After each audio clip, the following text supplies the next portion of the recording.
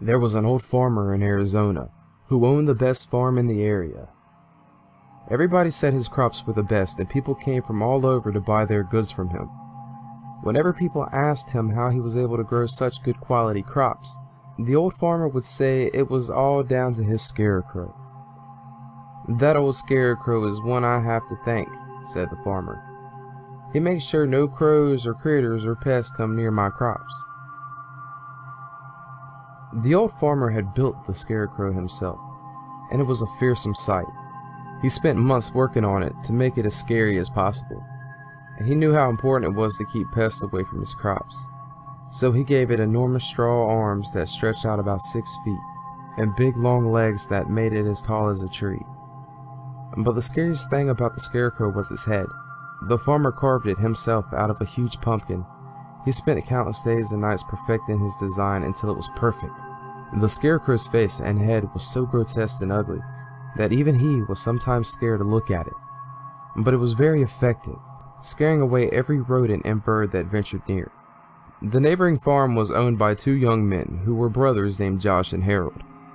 They were lazy and never did much work around the farm, which resulted in their crops being bad. They were jealous of the old farmer's success and were plotting against him. If they could drive him out of business, they could take over his farm and make more money. So one night, the brothers decided to sneak onto the old farmer's land. They stole his prized scarecrow and brought it back to their own house, where they stuffed it into the old closet so nobody would ever find it.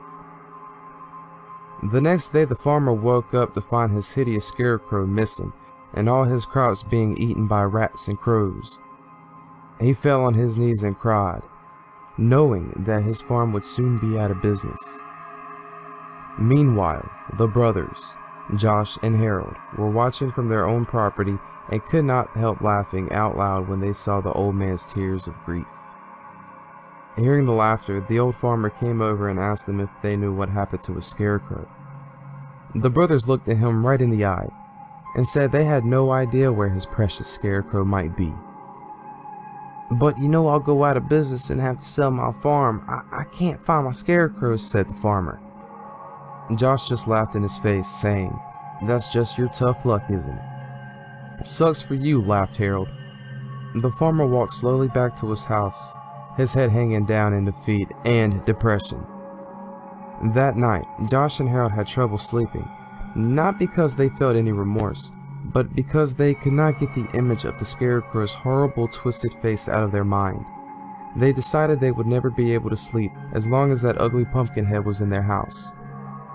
So they got up and dragged the scarecrow out of the closet. Harold took the baseball bat and smashed the scarecrow's head to pieces until all that was left was little bits of pumpkin strewn around the floor. The brothers swept up the pumpkin head pieces and threw them in the trash. Then they went back to bed and were soon fast asleep, having put all thoughts of the disgusting scarecrow face out of their minds. Sometime after midnight, Josh and Harold were awoken by the sounds of scratching and clawing at their bedroom door. "Did you forget to put the dog out?" asked Harold. "We don't have a dog," stuttered Josh. Suddenly, the bedroom door burst open, and a solitary long straw arm snaked in through the opening.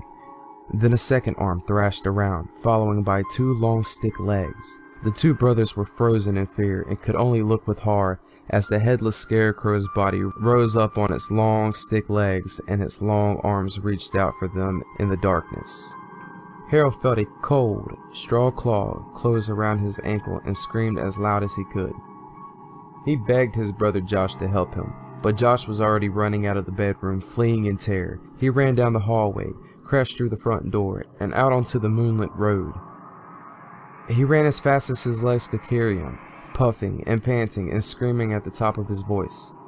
As he passed his neighbor's house, he saw the old farmer standing at his gate. In the moonlight, he could see the farmer just staring at him with a strange smile on his face. Josh kept running, his bare feet slapping against the rough gravel road. He glanced back over his shoulder and saw something that scared him to his very soul. He saw the scarecrow running along the road close behind him. It was gaining on him, coming closer and closer. And that wasn't all he saw. he noticed that the Scarecrow had a brand new head, and it looked a lot like Harold.